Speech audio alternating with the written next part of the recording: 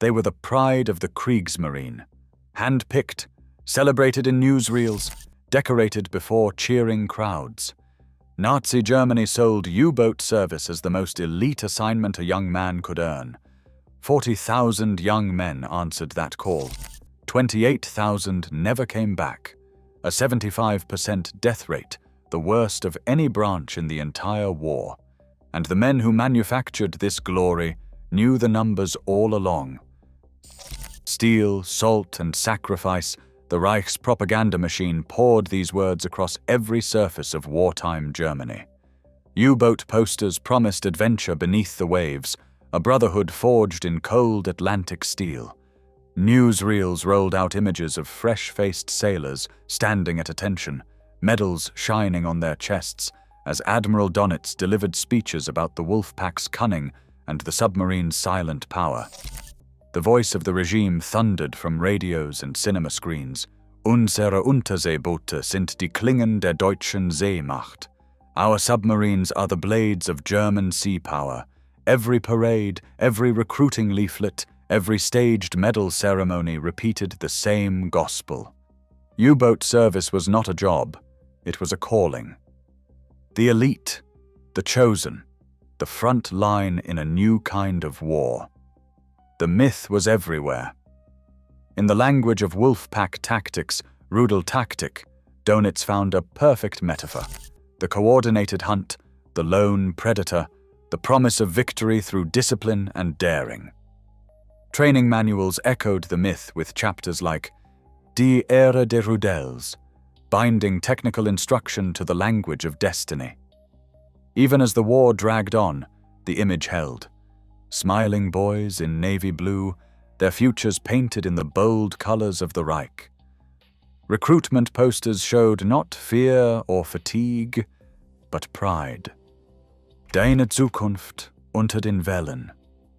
But behind the pageantry, the truth was quietly tabulated in ledgers and loss lists. The men who orchestrated this spectacle of honor had access to the real numbers. They watched the casualty curves climb, the average age of crews rise as replacements thinned, and still the posters went up. The myth was not just a shield for the public. It was a tool, a mask, a necessary fiction to keep the boats filled as the odds of survival collapsed. The glory was manufactured, and the cost was always known. 40,000 men signed their names to the U-boat arm. Their records fill the Bundesarchiv's personnel ledgers, each entry a promise of service beneath the waves.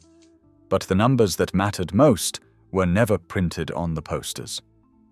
28,000 of those men would die, suffocated, burned, drowned, or crushed in the dark. 3 out of every 4 never saw home again.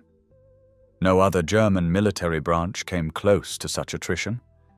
Not the Luftwaffe's bomber crews, not the infantry at Stalingrad, not even the tankers on the Eastern Front.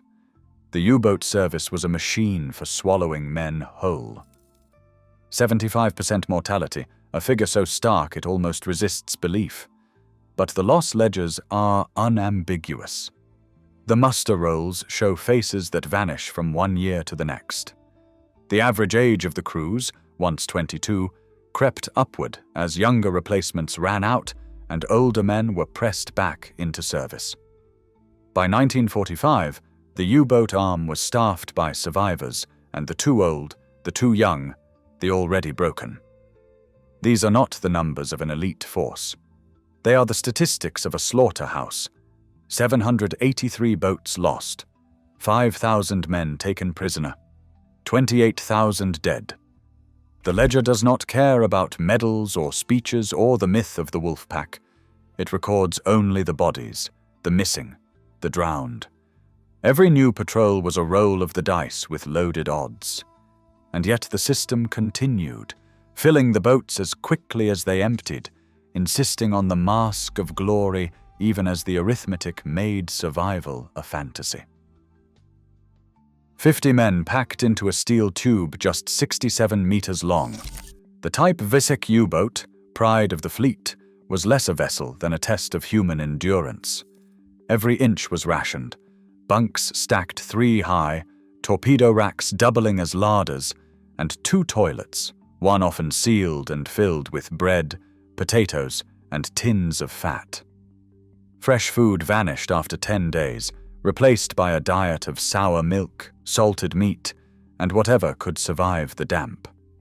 The air thickened with diesel, sweat, and the unmistakable tang of rotting cabbage. Condensation dripped from the hull. Canvas partitions grew slick with black mold, and every surface, pipes, ladders, the very mattresses, became sticky with grease and salt. Hot bunking was the rule. A man finished his watch, slid into a bunk still warm and damp from the last occupant, and tried not to breathe too deeply. Veterans would later say the smell followed them for years, a stench of oil, mildew, and unwashed bodies that no amount of soap could erase. Privacy was a fiction, hygiene a memory. There was no escape from the press of flesh, the constant damp, the taste of metal on the tongue. All of it, the filth, the noise, the closeness, conspired to break men down long before enemy action ever found them. A sudden metallic clang. The lights flicker, then go black. Every man freezes mid-breath, pressed against cold steel, as the order passes in a whisper. Silent running. Above them, the enemy is hunting. Depth charges begin to fall. First a distant thud, then a series of concussions that roll through the hull like thunder in a coffin. The ritual is automatic. All movement stops. Voices vanish. Even the slightest cough is stifled behind a sleeve. Watches change in darkness. Men grip pipes slick with condensation, afraid even to shift their weight. For hours, sometimes longer, the boat becomes a tomb of anticipation. The hull groans and flexes with every detonation, steel plates bending inward as pressure mounts. Veterans later describe the sensation as the boat breathing in pain, each vibration a reminder that the next charge could split them open. In the logbooks, the KTBS reduce these ordeals to numbers. Attack began 2:15, ended 5:40, 36 charges. But inside, time stretches and logic unravels. Some men pray, others stare into the dark, counting seconds between blasts. There is no heroism here, only a shared terror so thick it becomes routine. The silence is not for stealth alone, it is a shield against panic, a last defense against the knowledge that survival is a matter of luck and steel, not skill. When the barrage finally ends, the relief is not joy, but exhaustion. The men are left shaken, sweat-soaked, and older by years in the space of a single night. Attack procedure was ritualized to the point of choreography. The captain, hunched over the periscope, would call out bearing and range. Every man at his post, every switch and dial set by rote. The order was loss. Then the torpedo, a 44-knot steel missile, left the tube. Then the hush. 30 to 90 seconds of enforced silence, not a cough or scrape, as the crew waited for the kill. No one moved. The mechanics were precise. The outcome anything but. Sometimes the hull of the target would shatter on the periscope lens. Sometimes it vanished into the night, and the boat would slip away, leaving survivors thrashing in oil and fire. Doctrine forbade rescue. In the North Atlantic, a man overboard lasted minutes. The ritual was always the same: strike, vanish, forget. But by May 1943, the hunter became the hunted. Allied radar, centimetric, invisible, unstoppable, could spot a surfaced U-boat through fog and darkness. HFDF, known as Huff Duff, plucked position reports from the ether and turned every routine check-in into a death sentence. Long-range B-24. Liberators closed the last gap in the Atlantic, circling above like carrion birds. That May, 41 U-boats were lost, more than in any previous month. Crews who had once stalked convoys now dove for their lives, depth charges pounding the hull until rivets popped and nerves snapped. The patrol logs charted the slaughter. Dönitz, still issuing orders from his headquarters, insisted on daily radio reports, demanded new wolf pack lines, and watched as the casualty graphs curved upward. His own family was not spared. His son Peter died at sea. Yet the patrols continued. The myth demanded sacrifice. The system devoured its own. Type VI's pressure hull, 67 meters of German engineering, was rated for 250 meters. Beyond that, the sea was not resisted, only delayed. When a boat was forced down by depth charges, there was no dramatic explosion, no cinematic escape. The steel casing simply caved inwards, collapsing with a violence that lasted less than a heartbeat.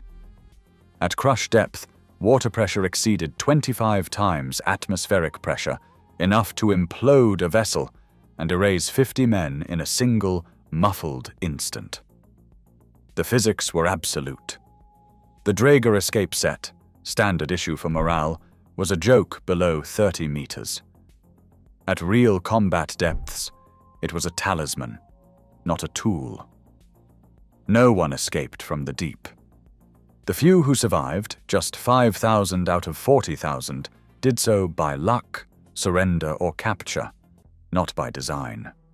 The average age of a U-boat crewman was 19. Their names fill the Bundesarchiv ledgers, a bureaucratic roll call of the vanished. 783 boats lost, 28,000 dead, 2,779 ships sunk, 14.5 million tons of Allied steel. The numbers are precise, the accounting cold. The system consumed its own with the same regularity it consumed enemy shipping. The myth of the elite force was always a mask for a ledger of loss. In the end, the U-boat arm was not a brotherhood of heroes, but a conveyor belt of boys into a steel tomb, sacrificed for a campaign that was doomed long before the last patrol set out. To the institution, these were the chosen, engineered for victory, sacrificed for myth. But the numbers are still there. 3 out of 4 vanished beneath the waves, their suffering sanitized by propaganda, their deaths absorbed into strategy. The machine learned nothing. The cost, human and hidden, remains unpaid. What end justifies this?